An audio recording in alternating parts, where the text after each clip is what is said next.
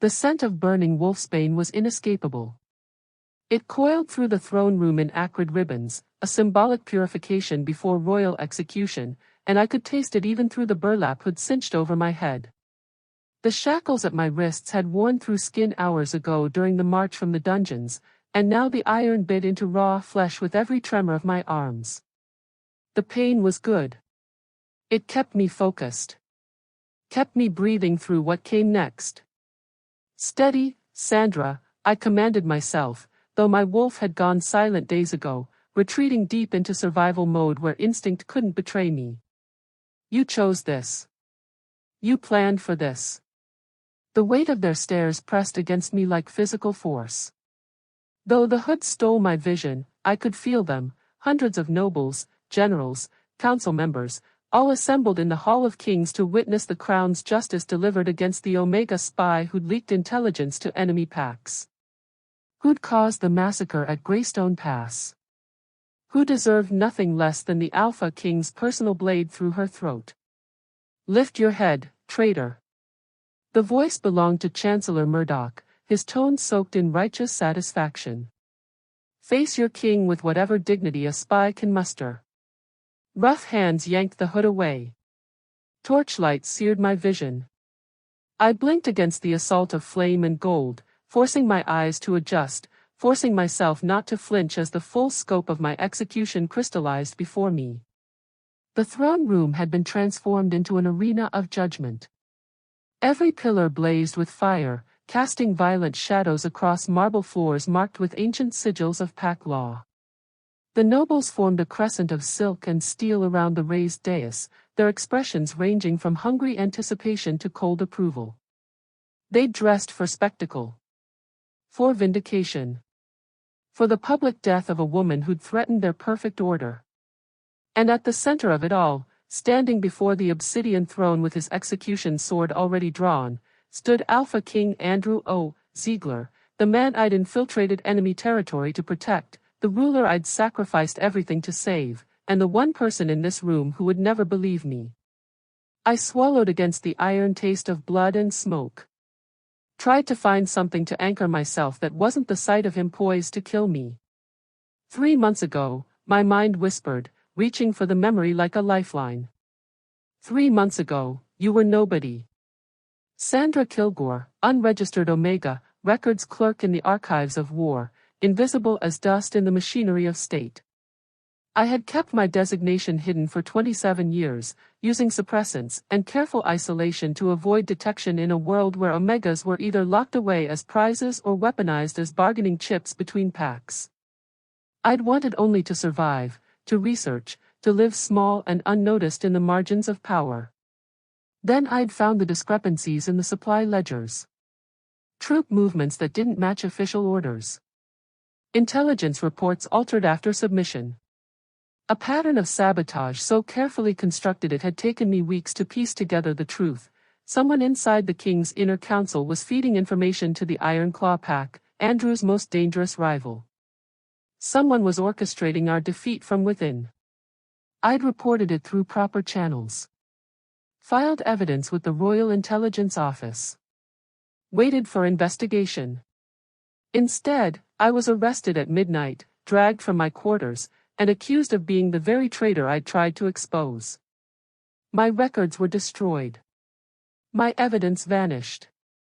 And the councilmen who'd framed me stood in this room right now, watching with satisfied smiles as their perfect scapegoat knelt in chains. I'd had one choice: let them execute me quietly and bury the truth with my body, or force the revelation into the open in a way so dramatic, so public, they couldn't silence it. So I'd allowed the enemy pack to capture me during my scheduled archive run to the border outpost. Let them parade me as a prize. Let them extract a false confession under interrogation that Andrew's own spies would intercept and report back to the crown. Let myself become the obvious, perfect, contemptible traitor, while I smuggled the real evidence inside the lining of my cloak, coded into the very chains they'd bound me with. The Chancellor had been so pleased to present the Omega spy to his king. So certain this execution would close the investigation cleanly. He had no idea what I'd set in motion. The ceremonial drums began their death march, a rhythmic thunder that vibrated through the stone floor and into my bones. The nobles straightened, inhaling collectively as Andrew began his approach down the center aisle, his council flanking him like carrion birds circling a kill. "Moon above," someone whispered near the front row. "He's magnificent when he's furious." And he was. Even through my terror, even knowing what came next, I couldn't deny it. Alpha King Andrew Ziegler moved like violence barely contained, all coiled muscle and predatory grace beneath battle regalia that caught the firelight in shards of crimson and gold. His armor was ceremonial but functional, etched with the territorial marks of every pack he'd unified under his rule, a walking reminder that he'd brought peace through strength, order through dominance. His fur-lined cloak swept behind him like a shadow-given weight, and the crown of blackened steel sat upon his head with the inevitability of destiny itself. But it was his face that stopped my breath. Fury had carved his features into something beyond human. His jaw was locked tight, his mouth pressed into a line that promised no mercy, and his eyes, those storm-gray eyes that had haunted intelligence reports and battlefield legends, burned with an rage so pure it was almost holy. This was the Alpha King who'd broken enemy packs with his bare hands. Who'd united a fractured realm through sheer, unrelenting will. This was the man whose sword I'd positioned myself beneath, betting everything on fate, truth, and a bond one prayed still existed in the laws older than his throne. He stopped 3 feet from where I knelt, and the entire room fell silent. "Sandra B. Kilgore." His voice was granite and ice, each word pronounced with executioner's precision. "You stand accused of high treason against the crown, of conspiracy with enemy packs, and of the murder of 73 soldiers whose blood stains your hands. Do you deny these charges?" I lifted my chin, meeting his eyes for the first time since the hood came off, and let him see everything I couldn't say aloud. "I did this for you. I've always been protecting you. And you're about to understand why." "I deny nothing, Your Majesty," I said clearly, my voice carrying across the silent hall. "And I regret nothing. Do what you came here to do." Something flickered in his expression, surprise, perhaps, or confusion at my lack of pleading, but it vanished beneath renewed fury. He raised his sword, the ancient blade that had dispensed royal justice for 9 generations, and every eye in the room fixated on the weapon that would end my life. Then by the authority of the crown and the laws of our ancestors, Andrew proclaimed, his voice resonating with formal power, "I sentence you to." He reached toward me, his left hand extending to grip my shoulder for the traditional execution hold. And fate detonated between us like the breaking of the world. The pain was exquisite. Not the shackles. Not the bruises or the exhaustion or the terror of impending death. This was something older, vaster, impossible, a golden cord of power that erupted from Andrew's palm and slammed into my chest with the force of divine intervention. Light exploded between us, visible as lightning, tangible as iron, undeniable as gravity itself. The fated mate bond. I gasped, my body arching against the chains as centuries of dormant magic roared to life. Every nerve ending ignited. Every suppressed instinct my wolf had buried for survival clawed its way to the surface, howling recognition at the alpha whose touch had triggered what no force in nature could fake. Mine, something primal snarled inside me. Ours. Always. Andrew staggered backward, his sword clattering to the marble floor. The sound rang through the throne room like a bell tolling the end of an age. His eyes had gone wide, storm-gray irises blown black with shock and something darker, horror, perhaps, or recognition he couldn't accept. "No." His voice cracked on the word, raw and ragged. "No, this isn't." But the light didn't care about his denial. It pulsed between us in waves, silver and gold braiding together into something that made the air shimmer, that cast shadows in impossible directions, that smelled like moonlight on snow and tasted like destiny forcing itself down our throats whether we wanted it or not. The nobles erupted. "The ancient bond," someone shouted, their voice pitched with religious awe. Moon's mercy, it's real. An alpha cannot execute his fated mate. This is corruption. Omega deception. The law is absolute. Fate supersedes the crown. The voices crashed over each other in a tidal wave of shock, scandal, and fractured belief. 300 witnesses to the impossible. 300 throats that would spread this story across every packed territory by nightfall.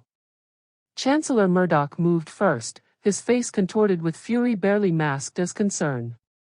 Your Majesty, step away from the prisoner. This could be Omega manipulation, a biological trick. You think I don't know what this is? Andrew's roar silenced the room instantly. He stood trembling, one hand pressed to his chest as if trying to contain something breaking apart inside him, the other clenched into a fist so tight blood dripped from where his nails had pierced his palm. I've commanded armies. I've unified kingdoms.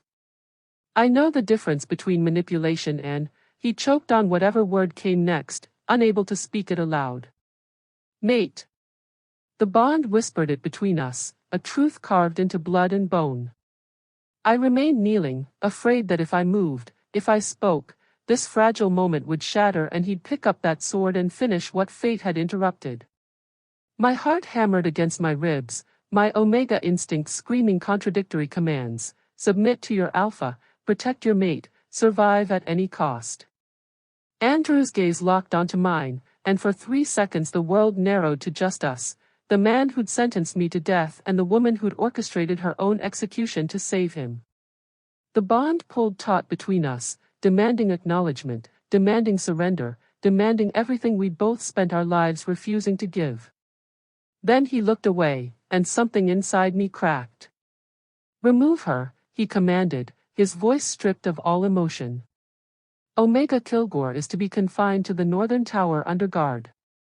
No visitors. No communication. And no, he swallowed hard. No execution. Yet. Your Majesty, the law requires, Murdoch began. I said remove her. Guards materialized at my sides, hauling me to my feet with rough efficiency.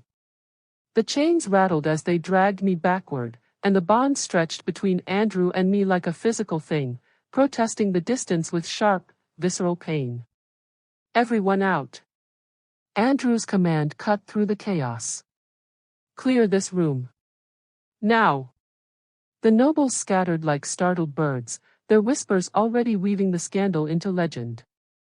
I craned my neck as the guards pulled me toward the side exit, catching one last glimpse of Andrew standing alone in the center of his throne room, crown askew, sword abandoned, surrounded by the shattered pieces of the execution that should have been.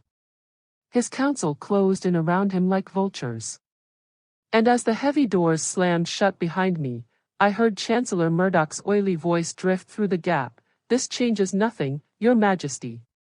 The Omega is still a traitor. Fated mate or not, she must die. Quietly. Before this spreads further. Before it destabilizes everything you've built. In the privacy of his throne room, surrounded only by his inner council, Andrew finally allowed himself to collapse into his chair. His hands shook. His wolf raged inside him, demanding he retrieve his mate, protect her, claim her, destroy anyone who dared threaten her. Mate. The word he'd refused to speak aloud. I've felt this before, he whispered, and the admission tasted like poison and revelation combined. The dreams. The unrest. The rage I couldn't explain. He lifted his eyes to his council, and his expression was that of a man watching his entire world invert. It was her. All along. Fate didn't arrive today. He closed his eyes, and the truth settled over him like a sentence of its own. It finally caught up with me. The Northern Tower cell was warded against Omega influence, silver dust in the mortar, wolfsbane woven into the tapestries, moonstone embedded in the door frame. They'd built this room to contain someone dangerous. They had no idea how right they were. I pressed my back against the cold stone wall and finally allowed myself to breathe. The shackles were gone, replaced by spelled cuffs that suppressed my scent but left my hands free. A mercy, perhaps. Or a reminder that even fate couldn't overturn the practicalities of royal imprisonment. 7 years, I thought, closing my eyes against the wavering candlelight. 7 years of training for a mission that just detonated in my face. Flashback, 7 years ago. Again, Commander Thorne had ordered, her voice sharp as the blade I'd failed to dodge. Blood dripped from my shoulder where the training knife had found flesh. Unregistered Omegas don't get second chances, Kilgore. In the field, one mistake means death or worse, capture, breeding slavery, political bargaining. You want to be an operative? Prove you're more than biology. I'd risen, ignoring the pain, and disarmed her in 4 moves. She'd smiled for the first time in 3 months. Better. Remember, your designation is a weapon only if you control it. Never let them see you as just an Omega. Make them see you as a ghost. I'd become exactly that. A phantom in the archives, documenting wars while secretly tracking the inconsistencies that would eventually reveal treason. When the pattern emerged, intelligence leaks, sabotaged supply lines, battlefield intelligence reaching enemy packs before our own generals, I'd known documentation wouldn't be enough. I needed proof from the source. So I'd done what no registered Omega could. I'd walked into Ironclaw territory pretending to be a defector, let their spymaster believe I was selling information for protection, and spent 6 weeks mapping their entire intelligence network while feeding them useless data. I'd found the connection. Correspondence between Ironclaw's war chief and someone signed only as MC. Initials that matched 3 members of Andrew's inner council. When I'd tried to extract myself, I'd realized the trap had already sprung. My cover was blown. Ironclaw knew I was an operative, and worse, they knew I'd discovered their source inside the crown. They were going to kill me and burn the evidence. Unless I gave them something better. Let them capture you, I decided in the span of one desperate heartbeat. Let them parade you as the spy. Let the false confession reach Andrew through his own intelligence channels. It makes the investigation close cleanly while you smuggle the real evidence home in ways they'll never search. I'd coded the proof into my chains. Etched names and dates into the iron using a method only royal intelligence would recognize. The manacles themselves were the message. But I'd needed someone to read them. Someone who'd look past the obvious traitor to question what didn't fit. I'd gambled everything on Andrew being smarter than his advisors gave him credit for. Instead, fate had intervened first. The door slammed open without warning. Andrew filled the threshold, still in his battle regalia but with the crown removed, his dark hair disheveled as if he'd been running his hands through it repeatedly. His eyes found mine with predatory precision, and the bond flared between us like touching a live wire. He kicked the door shut behind him and advanced 3 steps before stopping, as if an invisible barrier had caught him mid-stride. Tell me why. His voice was raw, stripped of royal formality. This wasn't King Andrew interrogating a prisoner. This was an alpha demanding answers from the mate fate had chosen without his permission. No games. No politics. Why did you do it? I remained against the wall, refusing to submit to the pull that wanted me on my knees before him. Which part? The espionage, the infiltration, or allowing myself to be executed? All of it. He took another step closer, and the air between us thickened with power and proximity. You're trained. I can see it in how you move, how you breathe, how you survived interrogation without breaking. You're not some clerk who stumbled into treason. So who are you really, Sandra Kilgore? The woman who discovered your counsel is selling you out to Ironclaw, I said flatly. The operative who spent 6 weeks in enemy territory mapping their intelligence network. The Omega who chose to die publicly rather than let the Real traitors kill me quietly and bury the truth. His expression cracked, just slightly. You let them capture you.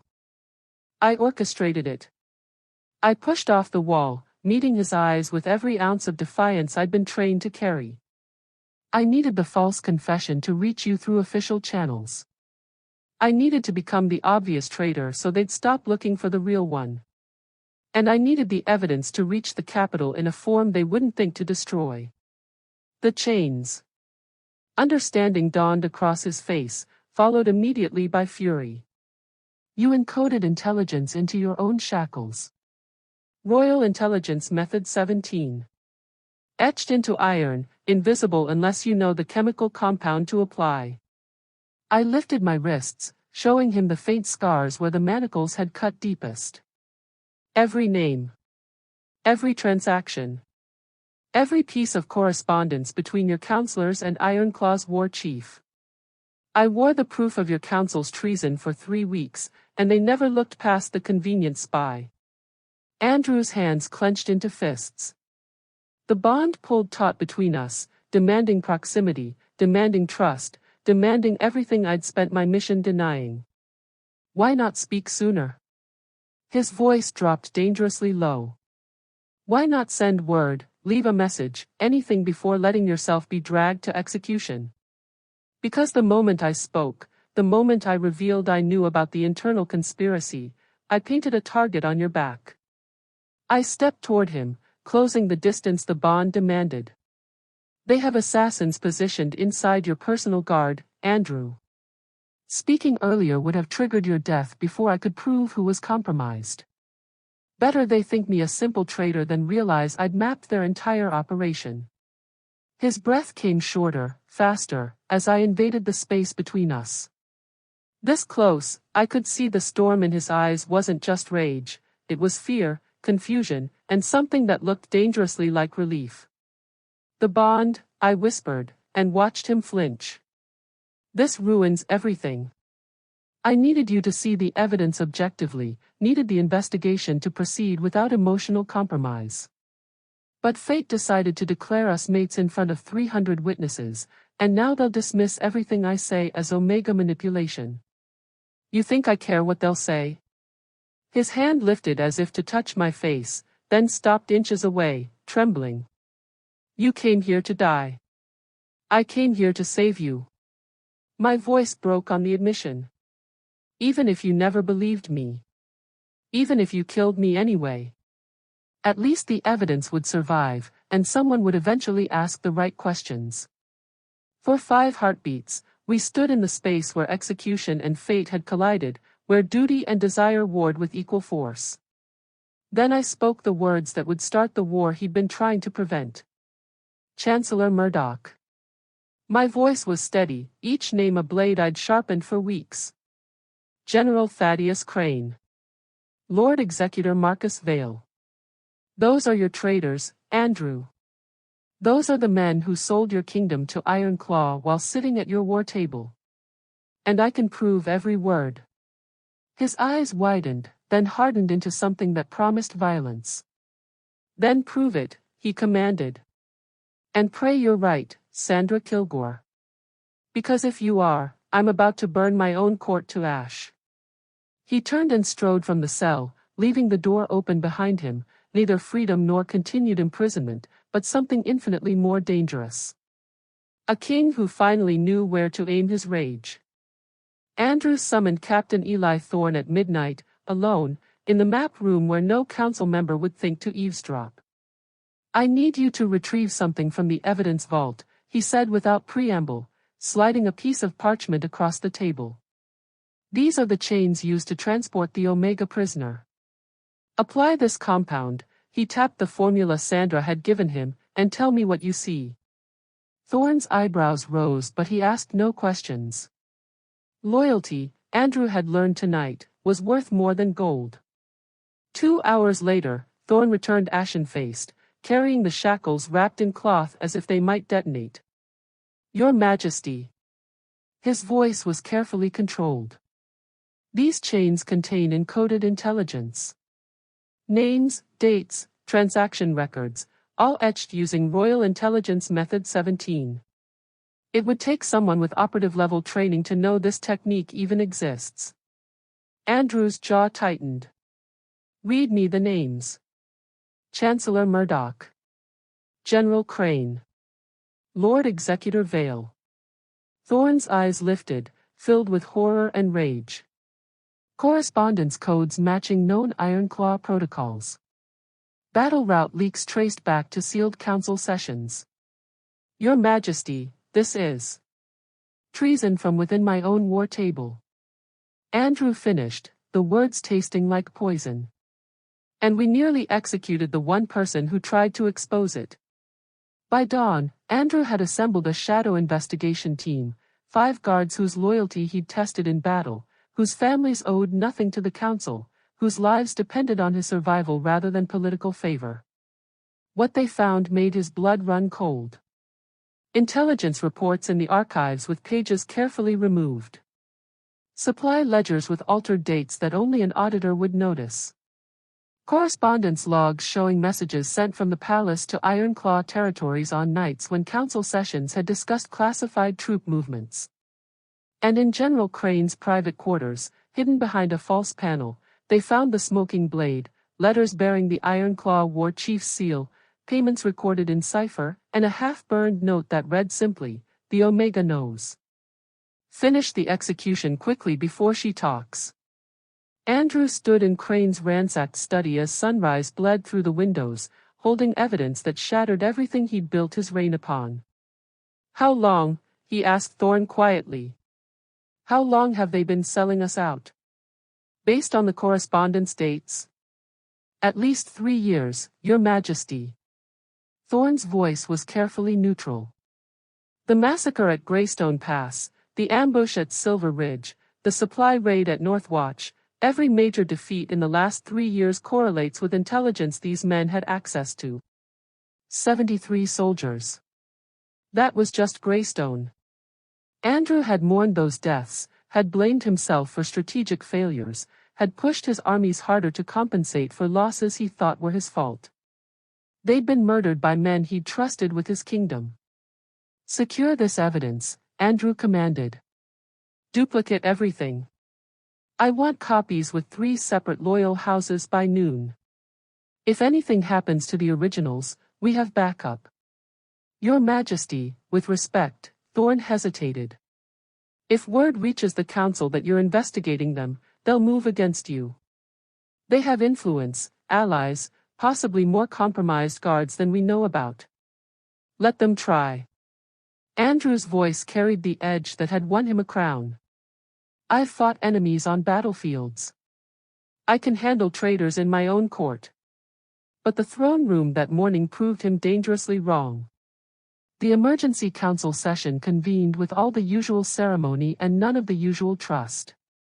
Andrew sat his throne watching his advisors with new eyes, seeing past the masks of loyalty to the calculations beneath.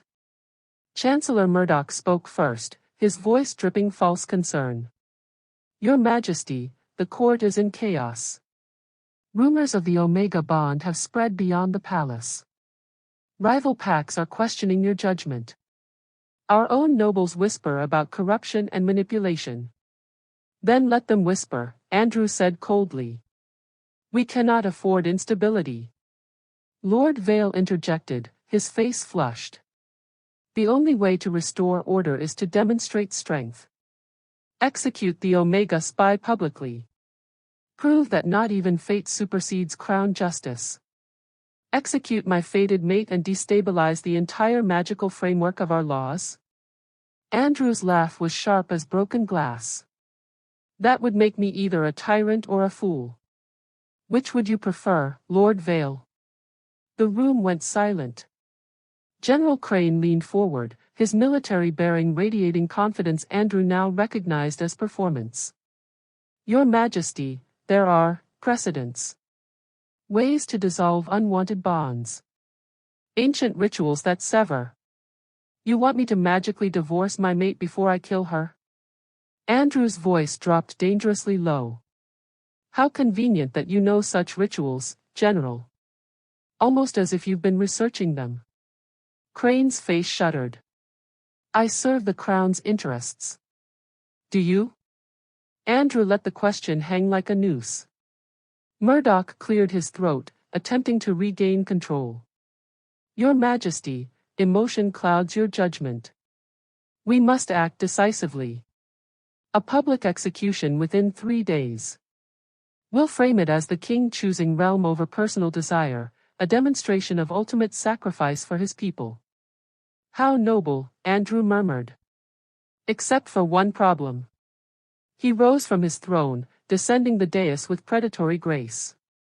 The Omega prisoner has made interesting claims. About intelligence leaks. About correspondence with enemy packs.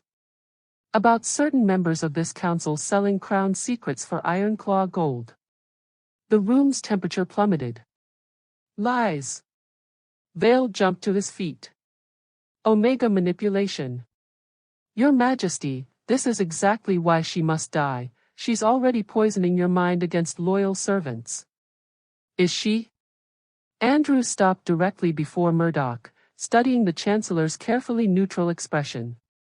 Because I've begun my own investigation. And the evidence is compelling. For the first time, real fear flickered across Murdoch's face before his mask slammed back into place. Then present this evidence formally, Your Majesty. Let the full council review it according to proper protocol. So you can destroy it? Andrew smiled without warmth. I think not. He returned to his throne, aware that he'd just declared war without drawing a sword. The execution is postponed indefinitely. Omega Kilgore remains in custody pending further investigation. This council is dismissed. Your Majesty, you cannot, Crane began. I am your king. Andrew's roar shook the rafters. And you will remember that before you presume to tell me what I can and cannot do. Now get out. They filed out like wolves forced from a kill, their expressions promising retribution. Andrew waited until the doors closed before allowing himself to slump slightly, the weight of impending civil war settling on his shoulders. The assassin struck at vespers, when Andrew walked the parapet alone, a habit his guards had learned to accommodate, a moment of solitude his enemies had learned to exploit. The blade came from behind, aimed for the gap between his shoulder blades where armor met spine. Only Andrew's wolf instincts, heightened now by the mate bond's screaming danger, saved him.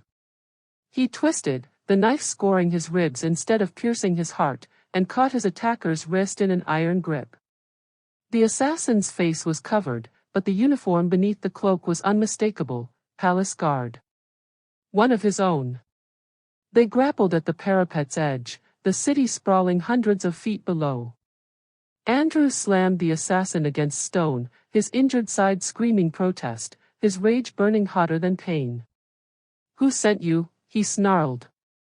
The assassin smiled behind the mask and bit down. Poison. Fast acting. The body went limp in Andrew's arms within seconds, taking its secrets to whatever hell awaited traitors and cowards. Andrew let the corpse drop and pressed his hand to his bleeding side, his mind racing. They'd tried to kill him. Inside his own palace. Using his own guards. Which meant the rot went deeper than 3 counselors. Which meant Sandra had been right about everything. And which meant he was running out of time to save them both. The royal archives smelled like dust and desperate kings. Andrew turned another brittle page of the Codex of Ancient Bonds, his eyes burning from hours of candlelight and unwanted revelations. Captain Thorne stood silent guard at the door while his king learned exactly what fate had sentenced him to. Should an alpha sever the fated bond through death or rejection, he read aloud, his voice hollow, the consequences are absolute and irreversible: spiritual fracture, loss of wolf connection, gradual deterioration of rational thought, and forfeiture of legitimate rule. The throne itself will reject a king who murders his mate, as the land recognizes no sovereign who violates the oldest law. In other words, Thorne said quietly, if you execute her, you lose everything. Your wolf. Your mind. Your crown. And if I don't execute her, I lose my kingdom to civil war. Andrew closed the book with deliberate care, resisting the urge to hurl it across the room. Fate has backed me into choosing between my mate and my realm. What kind of god designed such cruelty? The kind that believes love is worth more than power, your majesty. Andrew's laugh was bitter. Easy to say when it's not your choice. But Thorne's expression remained steady. With respect, sire, you've been making this choice for years. You just didn't know it. Flashback, 2 years ago. Andrew had woken gasping, his sheets soaked with sweat, the dream still vivid behind his eyes. A woman in the archives, dark hair falling across ancient texts, her scent like winter roses and secrets. He'd walked those corridors in his sleep, searching for something he couldn't name, following a pull that made no sense. Another nightmare, your majesty, his healer had asked. Not a nightmare, Andrew had whispered. A haunting. He'd dismissed it as stress. Battle fatigue. The loneliness of wearing a crown. He'd never considered it might be fate trying to show him what he was too blind to see. Flashback, 1 year ago.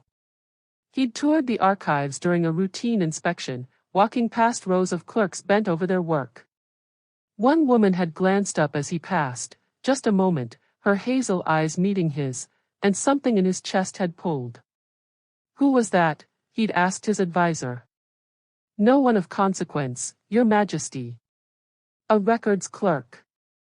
Andrew had moved on, but the pull had lingered for weeks, an itch beneath his skin he couldn't scratch, a restlessness that no amount of training or strategy could silence.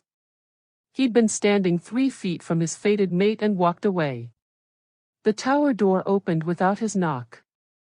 Sandra stood by the window, backlit by moonlight, looking less like a prisoner and more like something carved from defiance and starlight.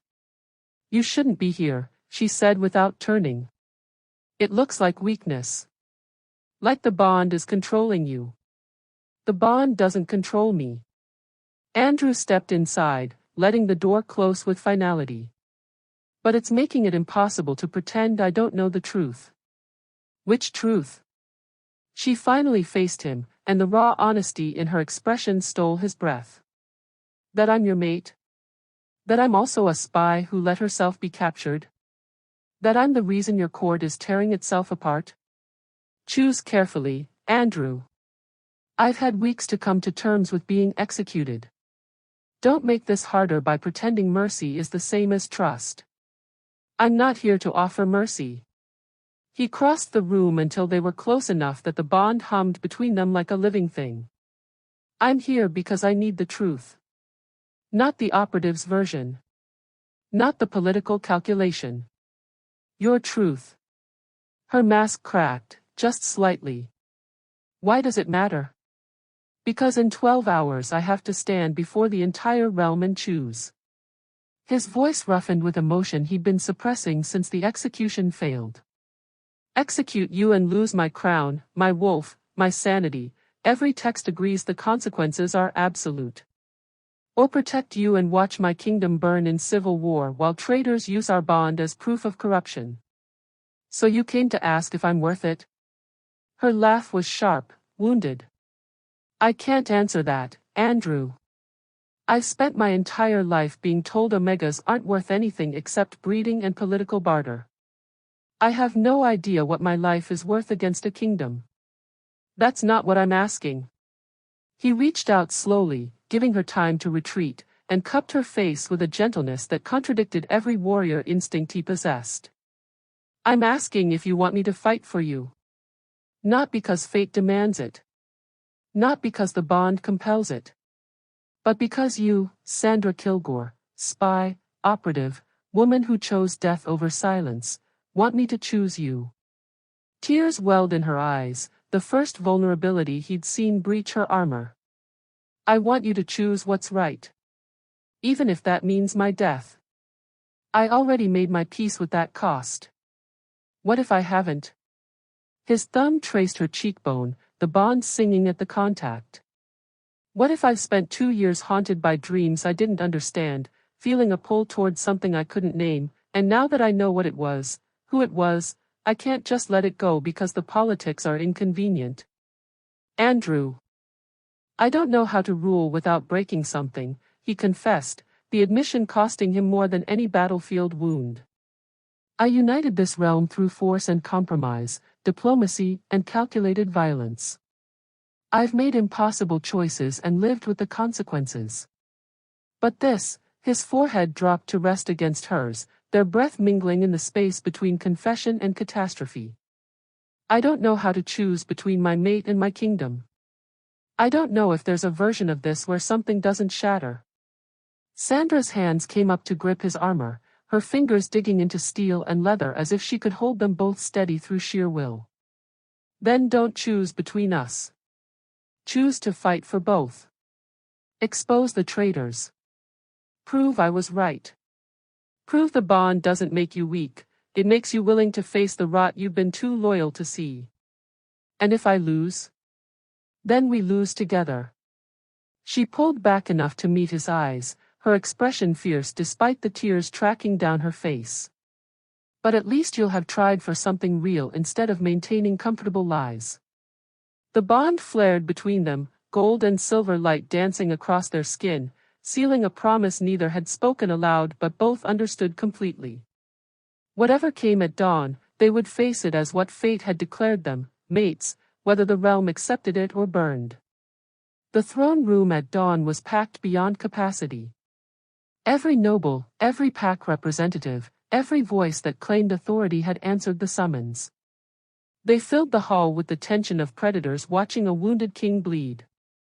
Andrew stood before his throne in full regalia, crown heavy on his head, evidence of last night's assassination attempt still bandaged beneath his armor. Sandra knelt 15 feet away, unhooded now, her chin lifted in defiance that refused to resemble surrender. Chancellor Murdoch stepped forward, his voice resonating with false authority. Your Majesty, the realm awaits your ruling. Will you honor the law and execute the traitor? Or will you allow Omega manipulation to corrupt your judgment and destroy everything you've built? Andrew let the silence stretch until it screamed. Then he descended from his throne, walked past Sandra without touching her, and stopped directly before Murdoch. You're right, Andrew said softly, dangerously. One of us has destroyed everything I've built. But it wasn't the Omega. He nodded to Captain Thorne. Guards moved like lightning, surrounding Murdoch, Crane, and Vale before any of them could draw weapons or reach for poison. I choose, Andrew announced, his voice carrying to every corner of the hall, to stop protecting traitors who hide behind loyalty's mask. I choose to honor the mate fate gave me and the evidence she nearly died to deliver. And I choose to show you all exactly what happens to men who betray their king. He turned to face the assembled realm, his expression carved from granite and absolute conviction. The trial begins now. And before it ends, you'll all know the truth. Sandra's eyes met his across the chaos erupting through the throne room, and despite the danger, despite the uncertainty, something that looked dangerously like hope flickered between them. Fate had chosen violence, truth, and love. Now they would see if the realm could survive it. The throne room had transformed into an arena. Murdoch, Crane, and Vale stood in silver restraints at the center of the hall, surrounded by guards whose loyalty Andrew had verified through blood and battle. The evidence sat displayed on tables flanking the throne, correspondence, ledgers, decoded intelligence, the very chains that had carried truth into the heart of his kingdom. But 300 nobles weren't looking at the evidence. They were looking at Sandra.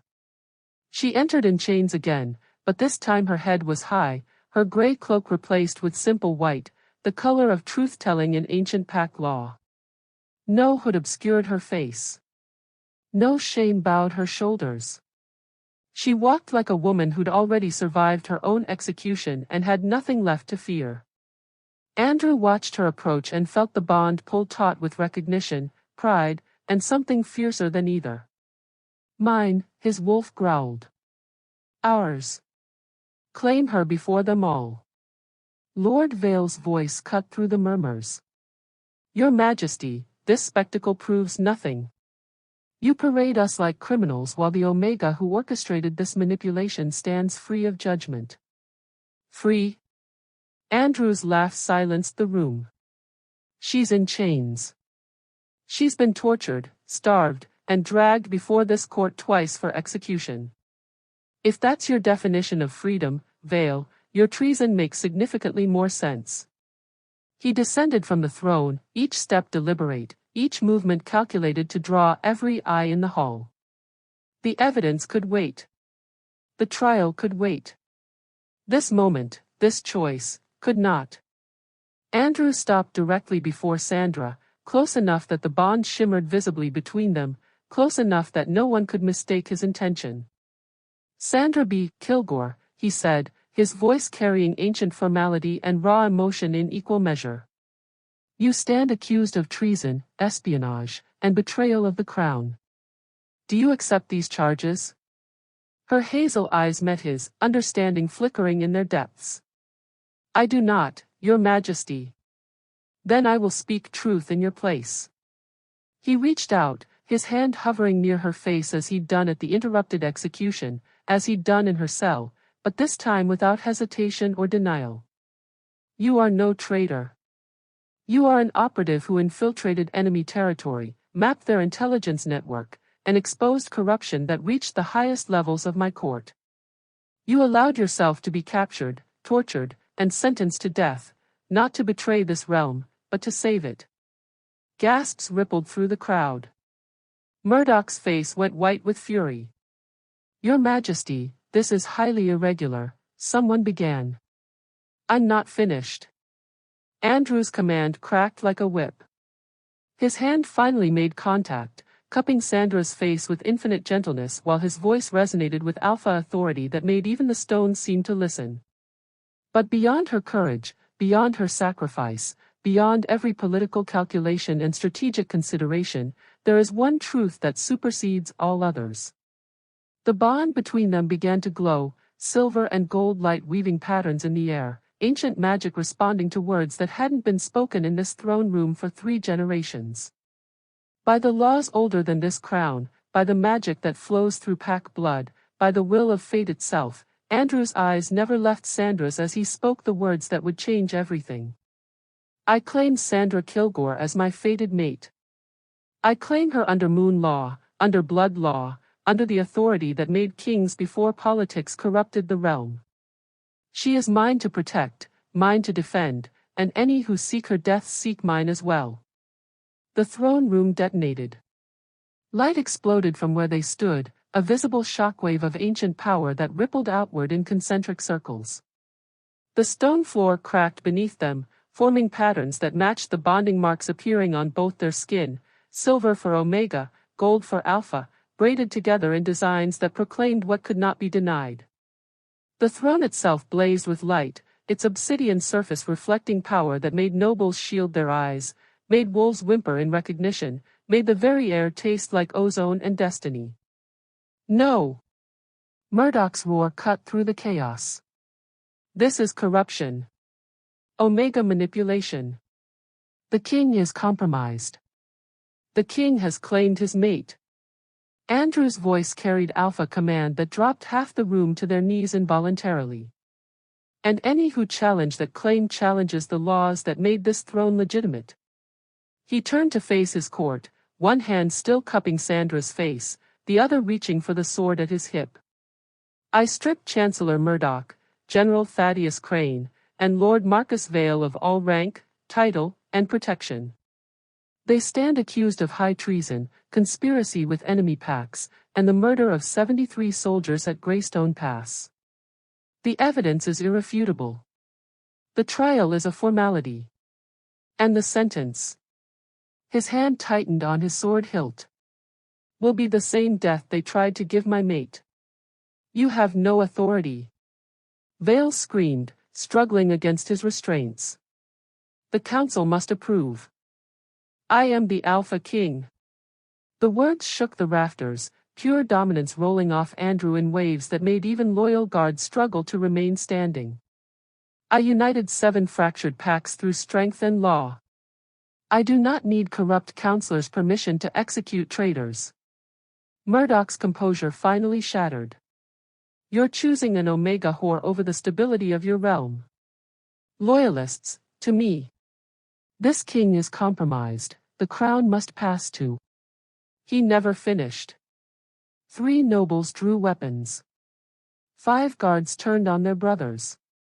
A dozen voices rose in competing shouts of, "Long live the king," and, "The throne is corrupted." Steel rang against steel as the throne room split into factions. Andrew's most loyal guards formed a protective circle around him and Sandra, weapons drawn, as chaos erupted through the hall. A knife flew past Andrew's head, embedding in the throne behind him. Blood splattered across marble as fighting broke out in pockets throughout the crowd. "Get the Omega to safety!"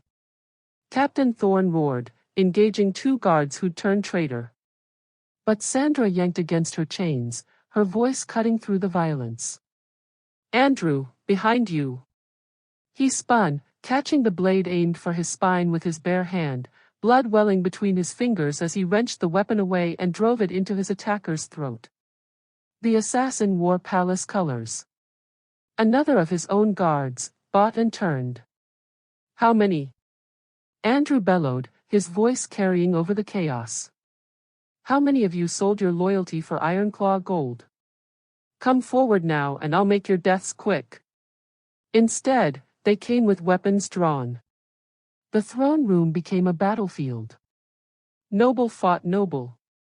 Guard fought guard. The realm fractured along fault lines Andrew had been too blind to see, and at the center of it all stood an alpha king who'd just declared war on his own court to protect his mate. Sandra's chains shattered, not from outside force, but from the bond itself, ancient magic responding to the alpha's claim by freeing what he declared protected.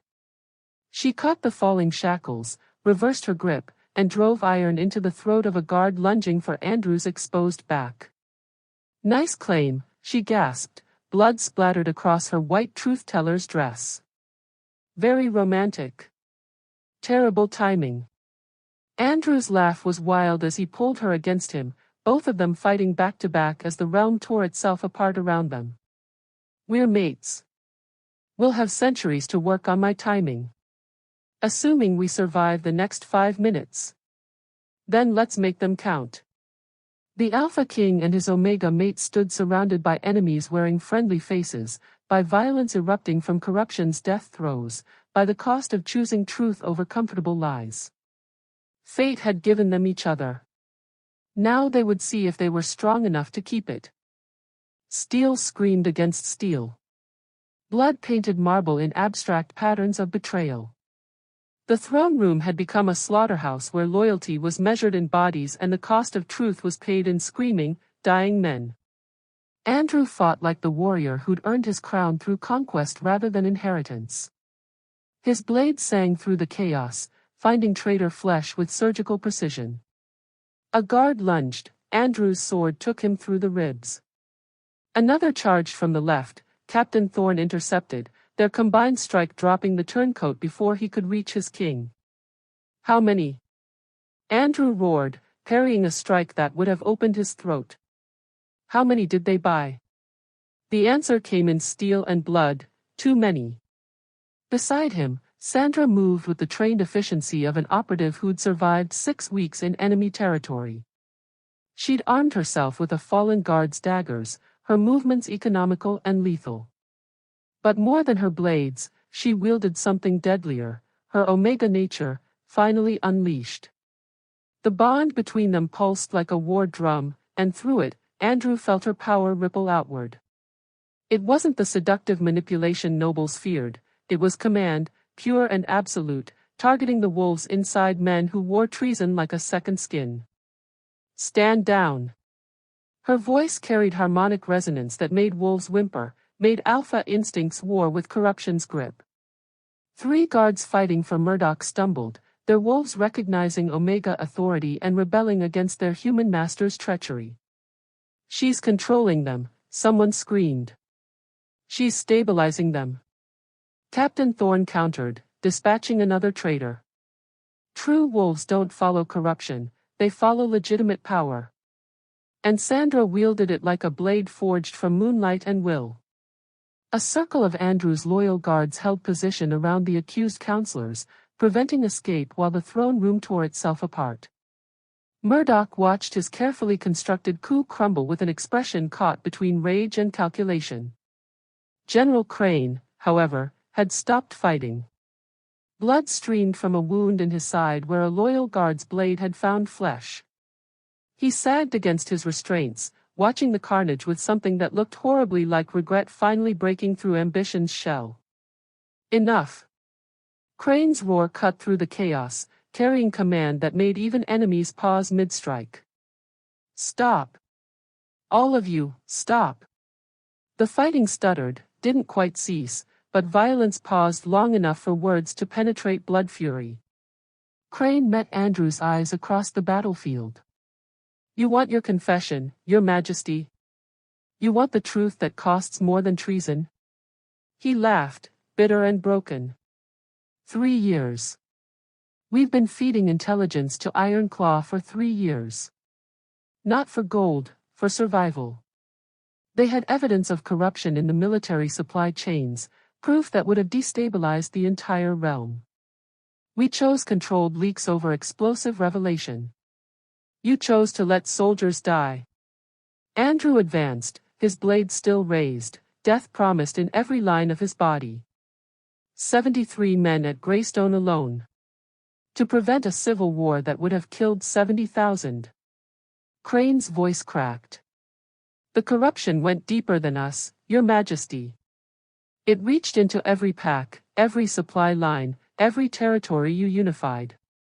We were trying to contain it, manage it, feed Ironclaw enough to keep them quiet while we dismantled. While you became the very corruption you claimed to fight. Sandra's voice cut like judgment itself. I found your correspondence, General. The first payments were blackmail. The next were greed. By the end, you weren't managing corruption, you were the corruption, profiting from the stability you claimed to protect. Crane's face crumbled. It got away from us. Moon's mercy, it got so far away from us. Lies. Murdoch screamed. He's trying to save himself by telling the truth. Lord Vale's voice came quiet, defeated. The Lord Executor had stopped struggling against his restraints, watching his co-conspirators tear each other apart with the detachment of a man already dead. We started as patriots and ended as traitors. The general's right about that much. The descent was so gradual we didn't notice until we'd fallen too far to climb back. The throne room had gone silent except for the moans of wounded men and the sound of Sandra's ragged breathing as she maintained control over wolves teetering between loyalty and corruption. Andrew stood at the center of the carnage, crowned slightly askew, armor splattered with blood that wasn't all his enemies, and faced the ruins of his inner council. You had choices, he said, voice stripped of everything except exhausted rage. At every step, you had chances to come to me, to confess, to stop before soldiers died for your compromises. Instead you framed an innocent woman and tried to execute your way to clean hands. We were protecting the realm. Murdoch insisted, even now trying to spin narrative from catastrophe. You were protecting yourselves. Sandra stepped forward, daggers still gripped in blood-stained hands, her white truth-teller's dress now crimson testimony. And when I discovered your rot, when I infiltrated Ironclaw to prove the scope of your betrayal, you decided murdering me was easier than confession. You were going to destroy everything. Murdoch's composure finally shattered completely. One Omega operative playing hero, thinking she could expose years of careful management without understanding the consequences. We needed those compromises to hold the realm together after. After what? Andrew demanded. The silence that followed carried the weight of revelations still unspoken, corruptions still hidden, fractures running deeper than even Sandra's investigation had mapped. Murdoch's smile was terrible. After you unified territories that were never meant to be united, Your Majesty. After you forced 7 packs into an alliance held together by your personal dominance and nothing else. What happens when you die? When the Alpha King who conquered through strength is gone and there's no bond strong enough to hold us? We were preparing for that inevitability. Managing the dissolution before it became apocalypse. By accelerating it. Andrew's words fell like executioner's stones. By creating the very fractures you claimed to prevent. By making the best of impossible options, Vale whispered. The throne room stood divided, literally now, with bodies marking the boundary between loyalists and traitors, between those who'd believed in Andrew's vision and those who'd considered it temporary convenience. Captain Thorne approached carefully, his blade still drawn. Your Majesty. Orders? Andrew looked at the carnage, at the nobles bleeding on his marble floors, at the guards who died fighting each other over questions of loyalty no one could answer cleanly. He looked at Sandra, still standing despite exhaustion, still projecting Omega authority to keep traumatized wolves from tearing themselves apart. He looked at his crown's reflection in pools of blood and saw exactly what his choices had cost. Arrest everyone involved. Full interrogations. Complete evidence review. His voice carried alpha command, but underneath it ran currents of something that sounded dangerously like grief. The executions will be public. The trials will be thorough. And when this is finished.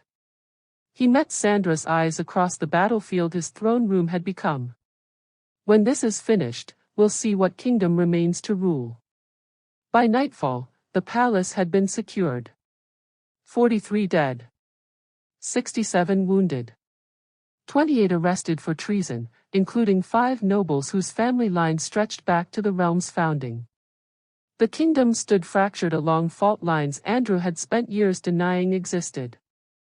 And at the center of it all, an Alpha King who'd chosen his fated mate over comfortable lies, and an Omega operative who'd chosen truth over survival. They'd won. But what they'd won looked horribly like ruins. Dawn broke over a kingdom that didn't trust its own shadow. The grand courtyard had been scrubbed of blood but memory stained deeper than marble. 300 nobles assembled under armed guard, some loyal, some subdued, all uncertain whether they'd witness coronation or another purge. Sandra stood on the platform in chains one final time, but these were ceremonial silver, meant to symbolize rather than restrain. Her white dress had been replaced with gray, the color of transformation, of status undefined, of futures unwritten. Andrew ascended the dais in full regalia, but his crown sat slightly crooked, his armor bore yesterday's dents, and his eyes carried exhaustion no amount of alpha dominance could fully mask. He looked like a king who'd fought a war inside his own walls and wasn't sure yet if he'd won or simply survived. Sandra B. Kilgore, he began, his voice carrying formal weight and carefully controlled emotion. You were accused of treason. You were sentenced to death. You allowed yourself to be captured, tortured, and executed to expose corruption I was too blind to see. He descended the steps slowly, approaching her with the deliberate care of a man handling something precious and potentially explosive. The evidence you provided has been verified. Your intelligence was accurate. Your sacrifice was real. He stopped before her, his hands reaching for the ceremonial chains. And your loyalty to this realm, despite every reason to let it burn, shames everyone who called you traitor. The chains fell away with a sound like breaking glass. You are hereby cleared of all charges, Andrew declared. Your record restored. Your honor acknowledged. And your freedom, his voice caught, just slightly. Absolute. Silence stretched taut across the courtyard. This was supposed to be the end, vindication, freedom, gratitude. Sandra should bow, accept pardon, disappear into whatever life exonerated operatives built from ruins. Instead, she remained standing, meeting Andrew's eyes with the same defiance she'd shown kneeling before his execution sword. And then what? Her voice carried clear and cold across the assembly. I'm cleared, honored, freed, to what? Become your political liability? The Omega mate you claimed in desperation but can't afford to keep? Gasps rippled through nobles who'd expected gratitude, not confrontation. Andrew's expression didn't change. That's your choice, not mine. Is it? Sandra's laugh was sharp. I've spent my entire life being told my value exists only in how I can be used, breed strong children, soothe alpha rage, stabilize pack bonds. You claimed me to save my life, Andrew. Noble. Necessary. But don't pretend that makes me your equal. Don't pretend fate demanding we mate means you actually want a partner instead of a prize. The bond flared between them, responding to emotional honesty with painful intensity. You think I claimed you from obligation? Andrew's voice dropped dangerously low. You think I declared war on my own council, fractured my realm, killed men I'd fought beside, all because fate left me no choice? Didn't it? Sandra challenged. The ancient laws were clear: execute your mate, lose your crown. So you protected your investment. Very strategic, Your Majesty. Stop. The single word carried enough alpha command to make wolves whimper. Andrew closed the distance between them, his hand cupping her face with a gentleness that contradicted the dominance in his voice. You want honesty? Here's truth I shouldn't speak with 300 witnesses. I've been drawn to you for 2 years. Dreams I couldn't explain. Restlessness I couldn't satisfy. A pull toward something I was too blind to recognize. When fate revealed what I'd been missing, yes, ancient law forced my hand. But the law didn't make me want to protect you. It didn't make me trust your intelligence over my council's lies. And it sure as hell didn't make me stand here now, offering you a choice I'm terrified you'll refuse. His forehead rested against hers, their breath mingling in the space where political calculation surrendered to raw vulnerability. I'm not offering you protection, Sandra. I'm offering you partnership. A place beside me, not behind me, not beneath me, as we rebuild what corruption destroyed. His voice roughened. But only if you want it. Only if you can trust that I see you as more than omega biology and political necessity. Only if. She kissed him. Not gently. Not with the calculated precision of an operative. But with 2 years of suppressed longing, weeks of terror, and the fierce joy of choosing something for herself instead of having choice stolen by designation or destiny. When they broke apart, the bond between them had settled into something quieter than the explosive ignition at the execution, stronger than political expedience, deeper than ancient law. It felt, terrifyingly, like truth. I choose partnership, Sandra said clearly, her voice carrying across the stunned courtyard. I choose to stand beside an alpha king who's brave enough to admit his court was corrupt and smart enough to listen when an operative risked everything to prove it. She turned to face the assembled nobles, still pressed against Andrew's side, her chin lifted in defiance that had nothing to do with submission and everything to do with claiming space she'd earned through blood and sacrifice. I am Sandra Kilgore. Unregistered Omega. Royal Operative. Fated mate to your Alpha King. And if that makes you uncomfortable, her smile carried edges sharp enough to cut. Imagine how uncomfortable I'm going to make you when I help rebuild the council you corrupted. Andrew's hand found hers, their fingers interlacing with the easy intimacy of a bond that had survived execution, civil war, and the harder battlefield of choosing each other despite every reason not to. The former council is dissolved, Andrew declared, his voice resonating with alpha authority backed now by omega power. New appointments will be made through merit, verified through background investigation, and approved by both Crown and, he glanced at Sandra, something that might have been a smile flickering across his battle-worn expression, my queen consort, whose intelligence network apparently exceeds anything my former spy masters managed. I'm not a queen, Sandra corrected. Not yet, Andrew murmured, too quiet for anyone but her to hear. But you will be. When you're ready. When we've earned back the trust to make that choice mean something. Lord Harridan, one of the few nobles whose loyalty had never wavered, stepped forward and knelt. Long live the Alpha King. Long live the Omega who saved him. One by one, others followed. Some genuine, some calculating, all recognizing that the realm had shifted and resistance meant choosing the wrong side of history. But not everyone knelt. In the back rows, certain nobles remained standing, their expressions carefully neutral, their wolves broadcasting the kind of cold assessment that promised delayed rather than abandoned opposition. Captain Thorn noticed. Leaned close enough to murmur, "Your Majesty, we have resistance forming." "I know." Andrew's hand tightened on Sandra's. "Let them resist. Let them calculate. Let them decide if they're loyal or simply waiting for better odds. And when they move against you, then we'll be ready." Sandra's voice was soft but carried the certainty of an operative who'd spent years reading political winds. "Because I didn't just map Ironclaw's intelligence network. I mapped ours. And I know exactly who's loyal, who's bought, and who's waiting to see which side offers better survival odds." She met Andrew's eyes, and understanding passed between them wordlessly. The battle yesterday was violent but simple. The war ahead would be quieter, longer, and infinitely more dangerous. "Rebuild the council," Andrew commanded Thorn. "Full background investigations on every candidate. Nothing gets approved without the Omega's clearance." "Yes, Your Majesty." As the assembly dispersed, as nobles scattered to their territories carrying news of the Alpha King who'd chosen his Omega mate over political stability, as the kingdom fractured along new fault lines that would take years to map fully.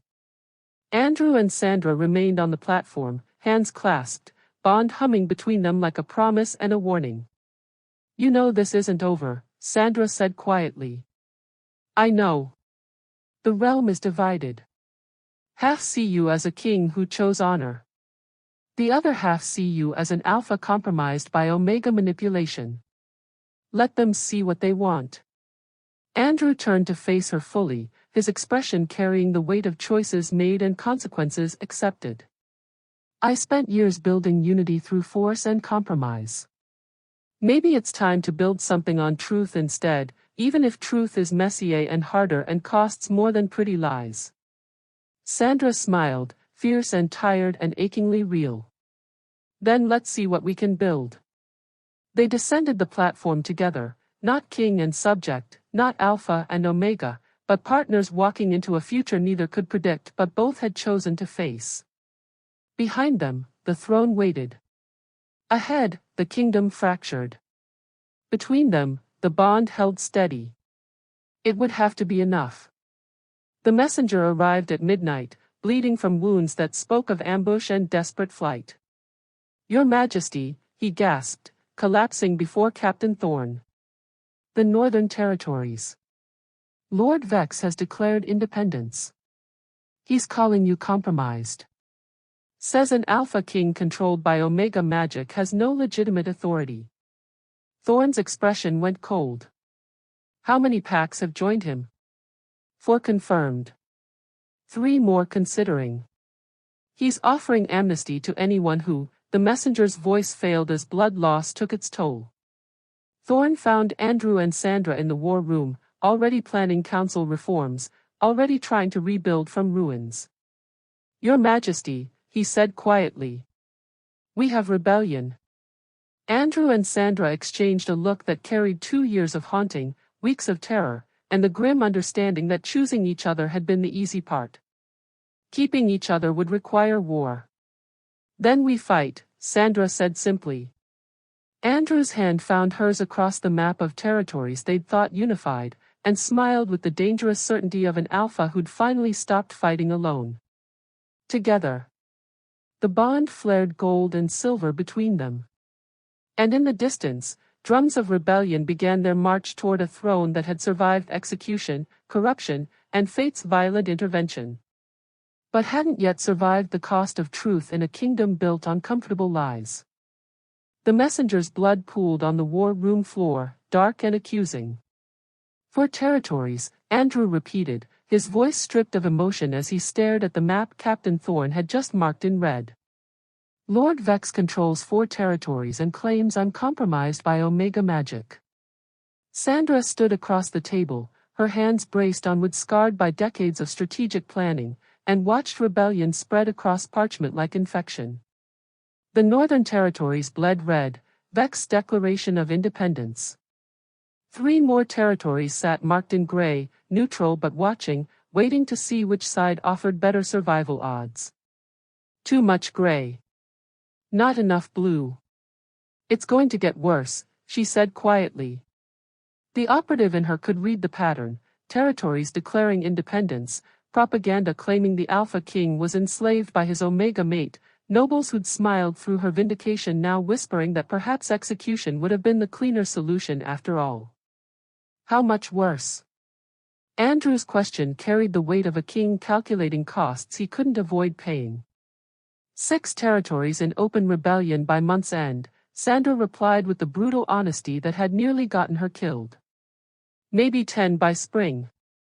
Vex is offering them everything comfortable: traditional pack law, no Omega influence in governance, a return to hierarchies where Alphas rule unchallenged and Omegas exist as prizes rather than partners.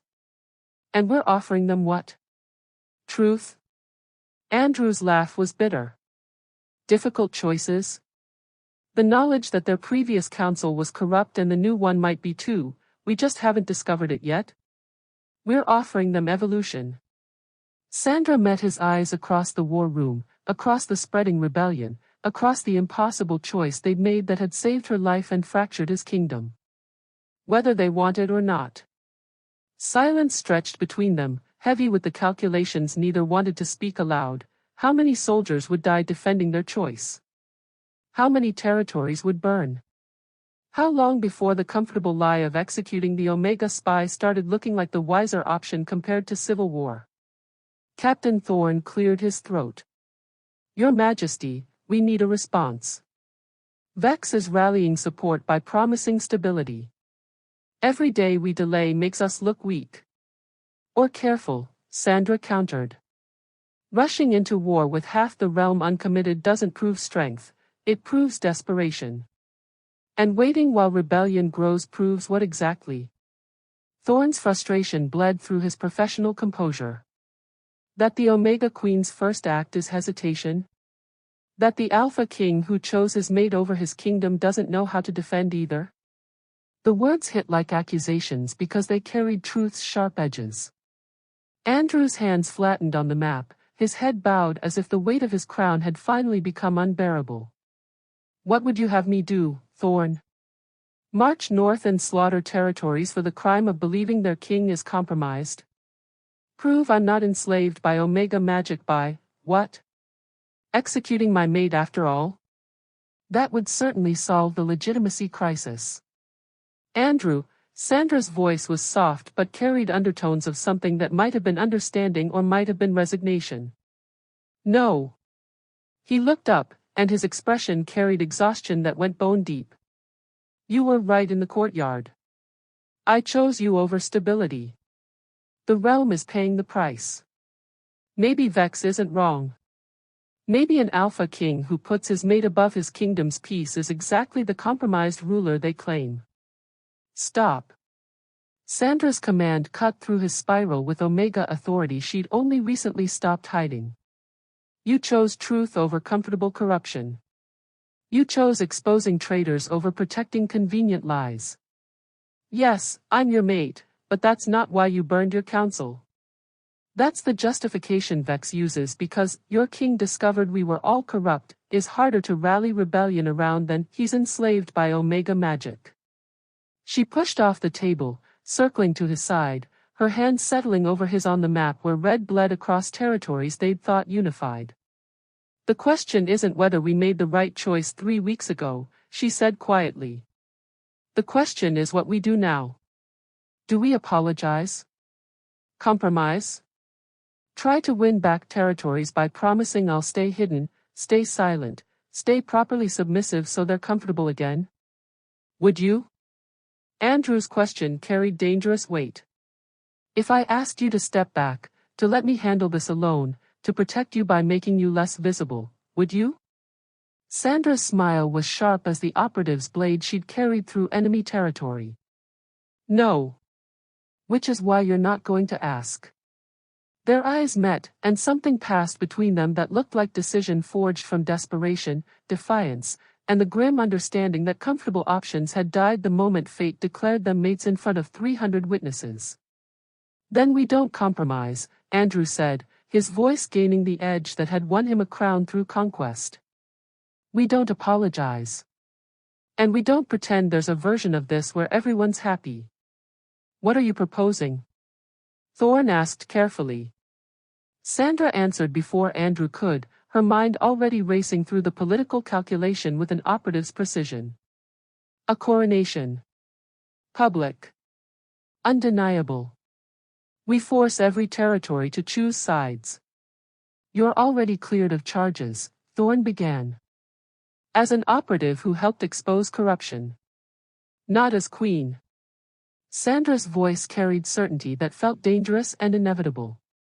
"Right now I exist in political limbo, acknowledged mate, recognized intelligence asset, but no formal authority.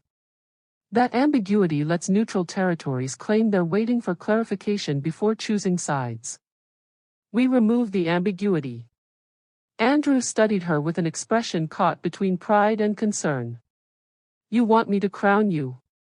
Not as consort. As equal. As queen with full authority," Sandra confirmed. "Let Vex rally his pure alphas against Omega corruption. Let them declare that I'm manipulating you, enslaving you, whatever propaganda makes them feel righteous. But make them do it honestly, force them to openly rebel against a legitimately crowned queen rather than hide behind claims of protecting you from my influence. It will turn gray territories red," Thorne warned. "Force neutrals to pick sides. We'll lose more than we gain. We'll lose territories that were never truly loyal," Andrew corrected, his hand turning to clasp Sandra's, their fingers interlacing with the ease of a bond that had survived execution and civil war's opening salvos. "Better to know our enemies than pretend neutral means safe." He straightened, and when he spoke his voice carried alpha command backed by decision that felt irreversible as fate itself. "Thorne, clear the throne room. Send word to every pack, every territory, loyal and rebellious alike. In 3 days we hold a coronation. The Omega who saved this kingdom will be crowned its queen with authority equal to mine." His smile carried edges sharp enough to cut destiny. "Any who object can declare their rebellion formally.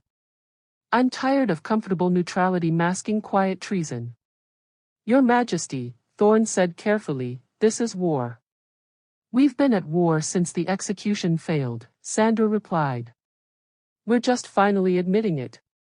They'd rebuilt it after the battle. Scrubbed blood from marble. Replaced shattered pillars. Rehung tapestries that blade and fire had destroyed. But memory stained deeper than stone. Everyone who entered this hall knew it as the place where execution had failed, where fate had detonated, where a kingdom had torn itself apart over questions of loyalty no one could answer cleanly. Now it would become something else. Sandra stood in the preparation chamber wearing ceremonial robes that managed to be both traditionally royal and deliberately defiant, silver and gray rather than expected gold, marking her as Omega rather than hiding it, claiming her designation as authority instead of apology. Her hands trembled slightly as she fastened the clasp at her throat. "Nervous?"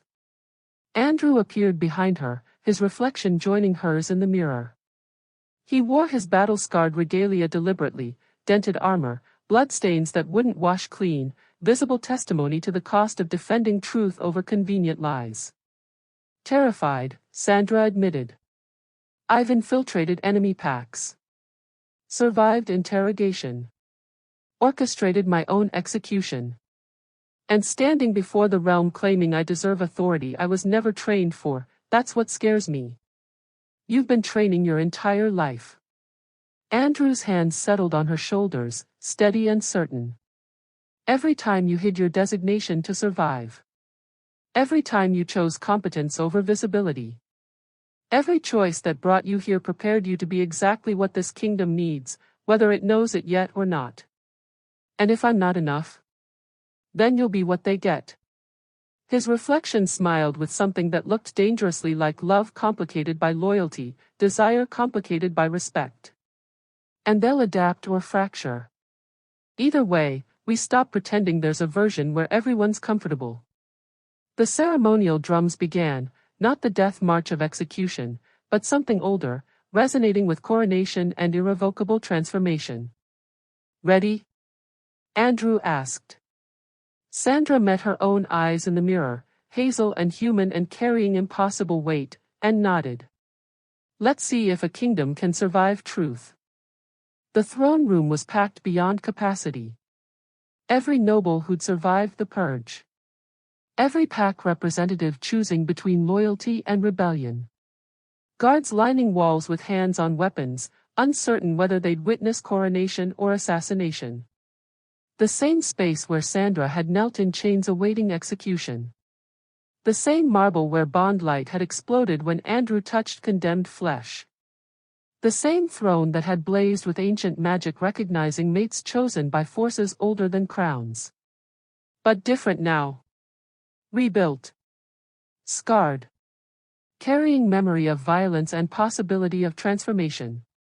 Andrew entered first, commanding silence through sheer alpha dominance. He ascended the dais, took his throne, and faced his fractured kingdom with the expression of a king who'd stopped apologizing. 3 weeks ago in this hall, I executed no one and saved a spy. His voice carried clear and unapologetic.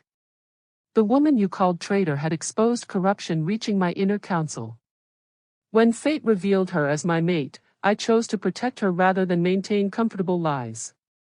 Murmurs rippled through the assembly, some approving, more disapproving, all uncertain. That choice cost us stability. 4 territories in open rebellion. 3 more considering it. Half the realm questioning my legitimacy. Andrew's smile was sharp as broken glass. Their right to question. Because what comes next will challenge every comfortable assumption about power, designation, and who deserves to govern. The doors opened. Sandra entered flanked by Captain Thorne and loyal guards. She wore no chains. Carried no weapons. But moved with contained power of an Omega who'd stopped hiding, stopped apologizing, stopped making herself small. The bond flared as she approached, visible to those with eyes to see it, undeniable to anyone with wolf senses, testament that what bound them wasn't politics but fate's brutal insistence. She climbed the steps and stood before Andrew's throne, meeting his eyes with the same defiance she'd shown awaiting execution, the same partnership she'd claimed in the courtyard, the same terrifying honesty that made her dangerous and irreplaceable. Sandra B. Kilgore, Andrew said formally, rising with the ancient crown of Alpha Kings held in both hands. You saved my life, my kingdom, and my soul when you chose truth over survival. You've earned authority through intelligence, courage, and sacrifice most nobles can't imagine. He descended 1 step, bringing them eye to eye. I don't offer you this crown as consort. Not as mate existing in my shadow. Not as Omega limited by designation. His voice dropped, intimate despite hundreds of witnesses. I offer you this as queen, full authority, full responsibility, full acknowledgement that you've earned every piece of power I'm placing in your hands. He lifted a second crown, silver rather than gold, simpler but carrying equal weight, forged in 3 days since they decided to force the realm's hand. Do you accept? Sandra's hands rose to receive the crown, trembling slightly, but her voice carried steady across the silent throne room. I accept. Not because fate made me your mate. Not because ancient law protects me. She held his gaze, letting everyone see truth passing between them. But because I've spent my life being told Omegas exist to stabilize, to soothe, to submit, and I'm done accepting that limitation. If this realm can't handle an Omega queen with full authority, then it's the realm that needs to change, not me. Andrew placed the crown on her head with gentleness that contradicted the political earthquake they'd triggered. Then let it change, he said simply. They turned together, Alpha King and Omega Queen, mates bound by fate and choice, rulers of a kingdom fracturing along fault lines they'd forced into visibility. Some nobles knelt. Others remained defiantly standing. Most looked uncertain, calculating, waiting to see if this gambit would stabilize or shatter. In the back rows, certain packs were already leaving. Already choosing rebellion over evolution. Already deciding comfortable tradition was worth civil war's cost. Andrew and Sandra watched them go and didn't flinch. Long live the Alpha King! Thorne shouted. Long live the Omega Queen, another voice joined, then more, building into a chant half the room embraced and half refused to speak. The kingdom split before their eyes. Blue and red. Loyalty and rebellion. Those willing to evolve and those who'd rather burn than bend. Sandra's hand found Andrew's as they stood before a throne room that had witnessed execution, revelation, and now coronation, 3 moments defining the realm for generations. We might lose, she whispered. We might, Andrew agreed. The cost will be measured in lives. I know. And if choosing each other costs everything? Andrew turned to look at her, his mate, his queen, the woman who'd faced execution with more courage than most showed in battle, and smiled with certainty of someone who'd finally stopped choosing between love and duty. Then we'll fail together. But at least we'll have tried for something real. The bond flared, sealing a promise neither spoke but both understood. Fate had given them each other. Love had saved her from execution. Now they would see if partnership could save a kingdom determined to tear itself apart. The throne room emptied, some to celebrate, more to plot, all to spread news reshaping the realm's future. Andrew and Sandra remained standing, crowns newly placed, hands clasped, facing vast uncertain aftermath. Behind them, 2 thrones waited. Equal. Side by side. Revolutionary. Ahead, war loomed. Rebellion spreading. Territory fracturing. Between them, the bond held steady, gold and silver, alpha and omega, fate's violent insistence that some things were worth fighting for even when victory wasn't guaranteed. Ready for war? Sandra asked. Andrew's smile carried edges sharp enough to cut destiny. With you beside me? Always. Drums sounded in the distance, not ceremonial now, but martial. Lord Vex's armies marching south, promising liberation to territories tired of compromised rule. The Omega Queen and Alpha King stood together, knowing that choosing each other had saved her life but might cost them everything else. Fate had declared them mates. Love had made them partners. Now war would test if truth was stronger than comfortable lies.